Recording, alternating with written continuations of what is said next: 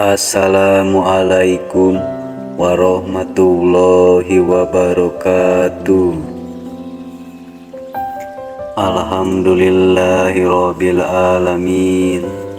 Mu'ala asrafil anbiya'i wa mursalin Sayyidina wa maulana Muhammadin wa ala alihi wa sahbihi ajmain. Amma ba'du. Alhamdulillah, kembali lagi di channel Tukang Cukur Ngaji Ma'rifat. Untuk pembahasan kali ini saya akan membahas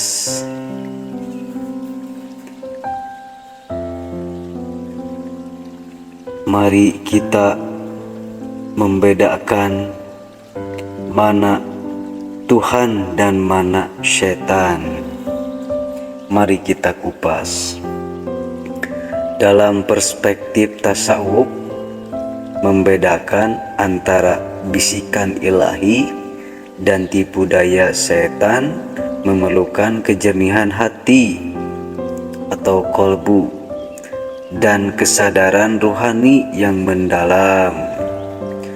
Syaitan sebagaimana dijelaskan dalam Al-Quran adalah musuh yang nyata yang berusaha menyesatkan manusia dengan menyamarkan keburukan dalam bentuk kebaikan.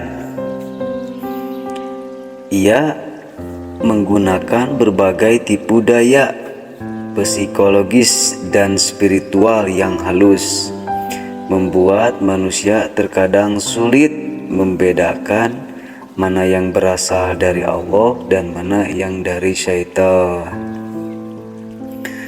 Berikut adalah uraian mendalam mengenai perbedaan dan cara membedakannya dari sudut pandang tasawuf. Mari kita kupas lagi. 1. Sumber bisikan khatir.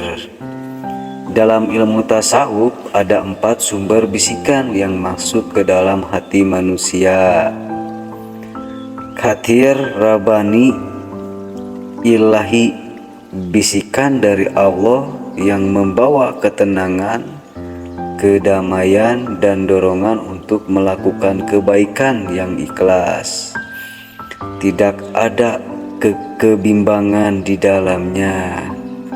Khatir malaki, malaikat, mengajak kepada kebaikan dan ibadah, mendorong manusia pada ketundukan dan kepatuhan pada aturan ilahi. Dan khatir nafsani, khatir nafsu, berasal dari ego dan keinginan duniawi yang sering condong pada kesenangan dan keegoisan. Khatir syaitani, syaitan, mengajak pada kesesatan, tetapi seringkali dibungkus dengan kemasan kebaikan, seperti rasa ujub, bangga diri dalam ibadah atau amal kebaikan. Dan cara membedakan, bisikan ilahi membawa rasa khusyuk dan ketundukan. Bisikan syaitan membawa kebingungan, kecemasan, dan dorongan untuk merasa lebih baik dari orang lain. Ciri-ciri tipu daya syaitan yang dibungkus kebaikan. Syaitan tidak selalu mendorong manusia pada dosa besar secara langsung. Ia sering menggunakan pendekatan bertahap dengan menyisipkan penyakit hati dalam amal kebaikan. Contohnya, ujub, bangga diri, merasa paling baik dalam beribadah. Riya, pamer, berbuat baik untuk Allah, melainkan untuk mendapatkan pengakuan. Takabur, sombong, meremehkan orang lain berbeda pemahaman atau amalan. Gulu, berlebih-lebihan, menganggap dirinya paling benar dan memandang sesat orang lain. Dalam tasawuf ini disebut sebagai istijrat, keadaan di mana seseorang merasa berada di jalur kebenaran, tetapi sejatinya sedang dijauhkan dari Allah Subhanahu wa Ta'ala. Tanda-tanda bisikan ilahi menurut para sufi, bisikan ilahi memiliki ciri-ciri. Satu, ketenangan hati.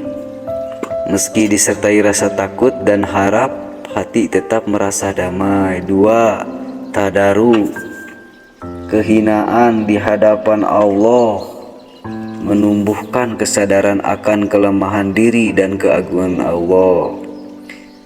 3, isminan, ketentraman, tidak menimbulkan kebingungan atau keresahan batin.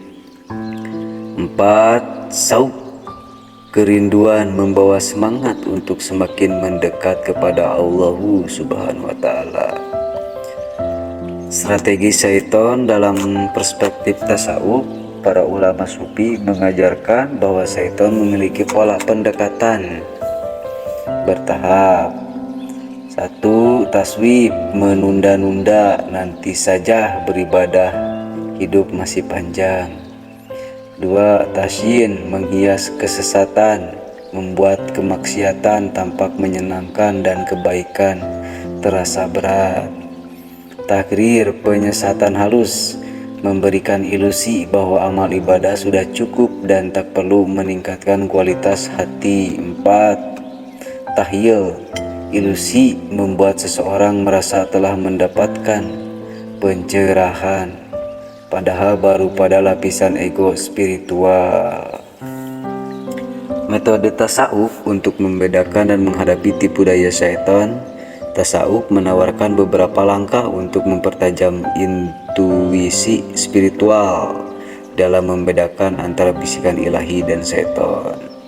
1, tagiyatun nafs, penyucian diri, proses penyucian hati dari penyakit hati seperti ujub, riya, hasad, dan takabur. Dengan hati yang bersih, cahaya ilahi akan lebih mudah dirasakan. 2, muraqabah, kesadaran kehadiran Allah Subhanahu wa Ta'ala, latihan spiritual untuk senantiasa merasa dalam pengawasan Allah. Dalam konteks naqs ini mirip dengan kesadaran energi spiritual yang beresonansi dengan frekuensi ilahi. 3, tafakur, merenungi makna kehidupan, tujuan amal, dan muhasabah diri untuk memastikan niat tetap murni.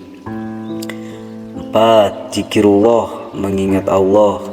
Zikir yang dilakukan secara konsisten memperkuat resonansi hati dengan frekuensi ilahi dan melemahkan pengaruh frekuensi negatif setan.